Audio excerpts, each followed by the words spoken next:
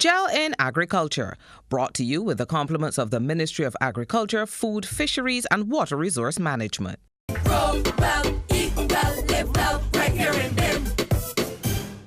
Hello and welcome to G.E.L in Agriculture. Thanks for joining us on our journey to grow well, eat well and live well right here in BIM.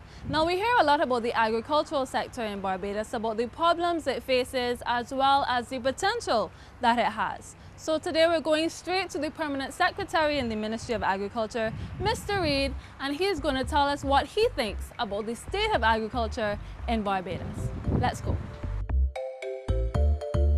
When we hear about agriculture, and we hear a lot about it, we usually think about the basics, livestock and farming or crops and so on. What is it really that we should be thinking about when we think about agriculture? Actually, what you have just said. When we speak about agriculture, we are speaking mainly about the production of the production of livestock and crops and vegetables, that type of thing. Okay, good. And we know, I think it has been instilled in us as Barbadians that agriculture is very important, perhaps our most important sector. Why is it that agriculture is so important to us in Barbados? First, before I say that, let me say that I do not believe that Barbadians fully understand the critical importance of agriculture to a small developing country like Barbados. One that is so dependent, and I'm going to stress, so heavily dependent on foreign exchange for its sustainability and for the viability of the economy. But in fact, rather than just saying agriculture, I would prefer to also include fisheries, because they are related, and we're looking at a wider scope of what we will call the scope of food production. In terms of, I will use the term primary production rather than just agriculture. Primary being? Primary being that it is now being produced from the ground, it has not yet been processed. So primary would be the raw product, and right. The secondary items would be the Maybe value-added processed products. and value-added products. Okay. But I will say this also, if a similar emphasis, and this is dealing with the importance of agriculture, that is now placed on tourism and international business was placed on the agricultural and the fishery sector, the economy of Barbados will be second to none in the Caribbean. I have no doubt that a robust agricultural sector is a necessary condition for sustainable growth of any economy. And it can be a quick fix to what we are going through now. How so? If you, for example, look at some of the most developed countries that they have in the world, they have a robust agriculture sector. And the agriculture sector support their development. It's not only their manufacturing and all of that type of thing, but the agriculture sector itself will support their development, because it has the linkage with the manufacturing sector. All of the primary products and things that they have don't go into the supermarket as fresh products. A lot of it go into the manufacturing of what a lot of us import here in Barbados today. Despite the dwindling amount of land that we may have right now for agriculture, I still believe that Barbados could be a net exporter of food, and that Barbados can also be self-sufficient in food.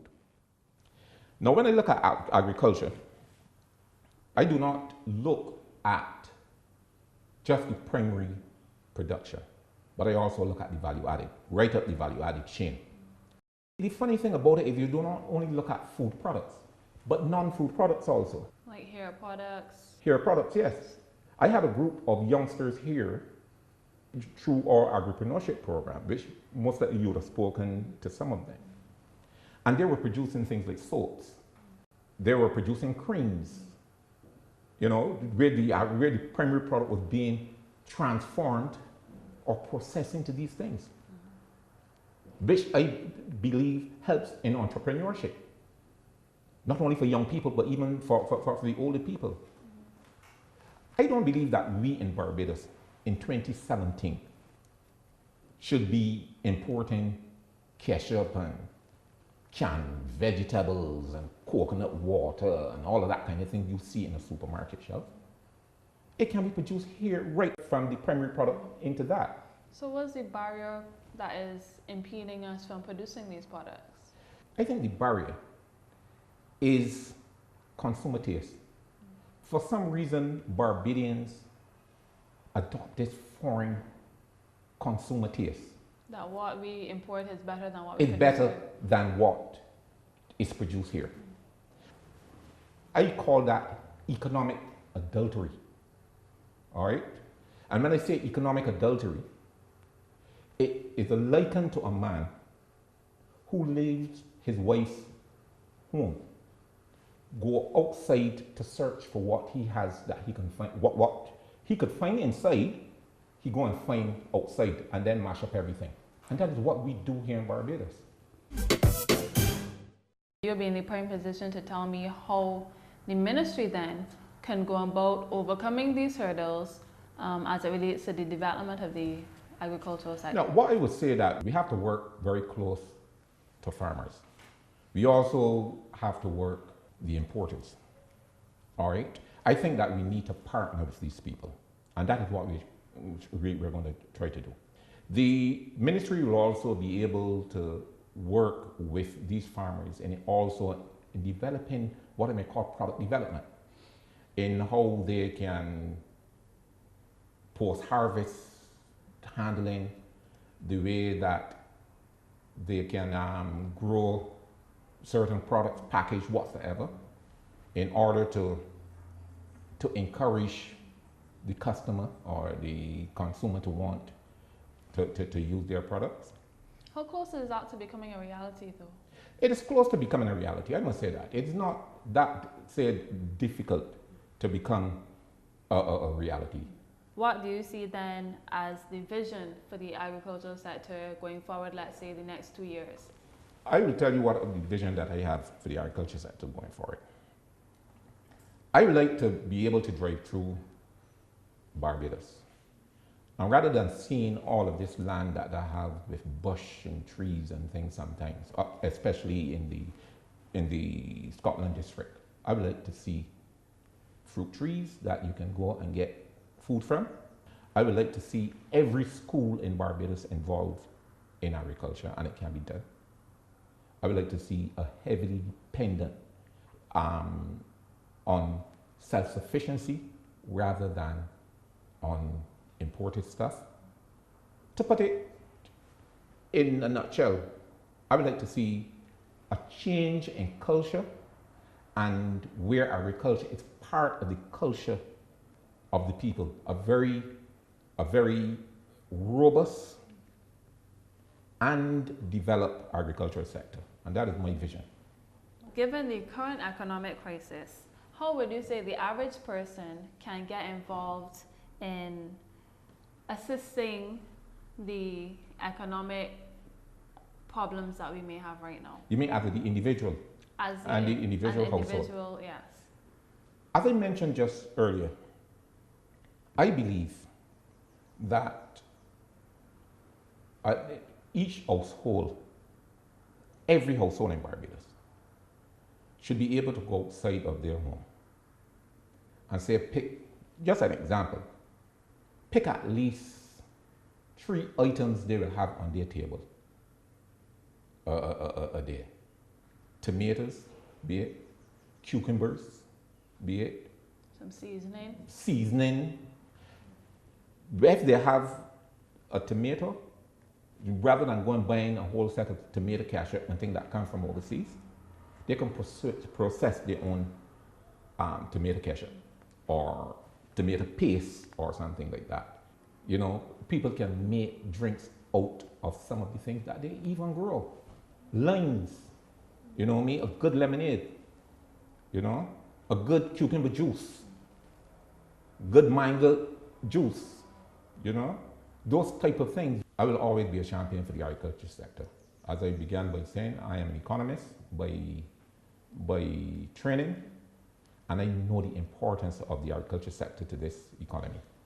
And I believe it can be a quick fix to this economy and help the sustainability and the viability of the economy going forward. With everybody's support. With everybody's support. I'm talking about everybody. From the child to the grandfather and the great-grandfather. So Mr. Reid told us agriculture is not just the farming and the crops, but also the secondary items that come out of that. And right after the break, we will see what can be done, for example, with green banana.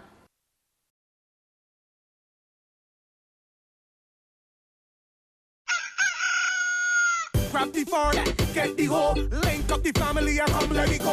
Grow well, eat well, live well, right here in BIM. Yes! Grow well, eat well, live well, right here in BIM. No, we don't have to buy all imported stock, cause high nutrition in the food that we got. Plant something, start your own crop, grow something local to put in your pot. It's true, more healthy with the fresh produce, with high nutritional value. It costs less to grow and eat your own food, so gather the crew. Come! Grow well, eat well, live well, right here in BIM. Yes! Grow well, eat well, live well, right here in BIM.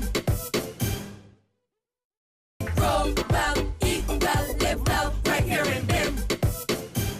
We're still here at the Ministry for G.E.L and Agriculture, and we're about to go meet Ms. Tonya Eiffel, who's the owner of Carlesa's Enterprise, which produces green banana flour and green banana pasta, and she'll tell us her reason for manufacturing the product. The reason I produced this product, I did a course between the Ministry of Agriculture and Foreign Affairs, a joint project, and I did agro-processing in Guyana for a year. While I was there, I did a group project, and I did brown rice, flour, to make pasta. So on coming back home, I was looking for something new, and then when I did my research on green banana, the green banana is high in fiber, potassium, magnesium, and it's really healthy for us. So that's what really got me into it.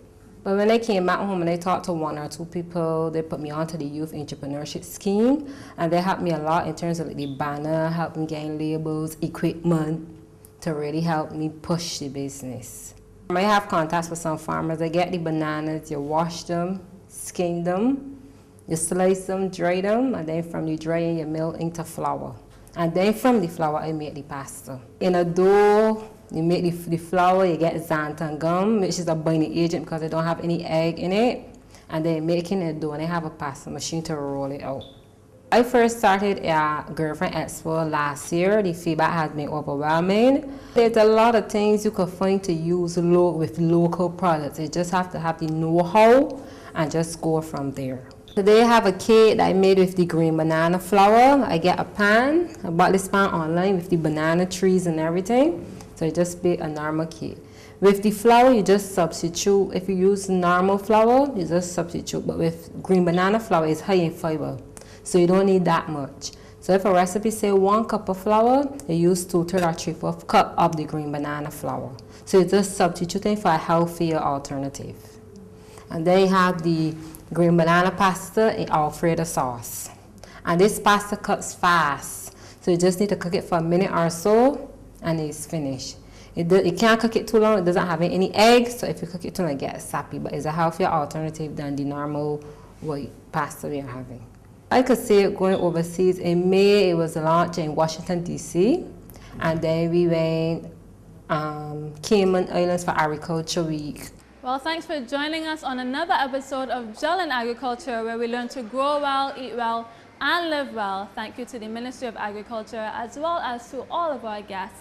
And we look forward to joining you next week as we learn to grow well, eat well, and live well, right here in BIM. Grow well, eat well, live well, right here in BIM. G.E.L in Agriculture, brought to you with the compliments of the Ministry of Agriculture, Food, Fisheries and Water Resource Management.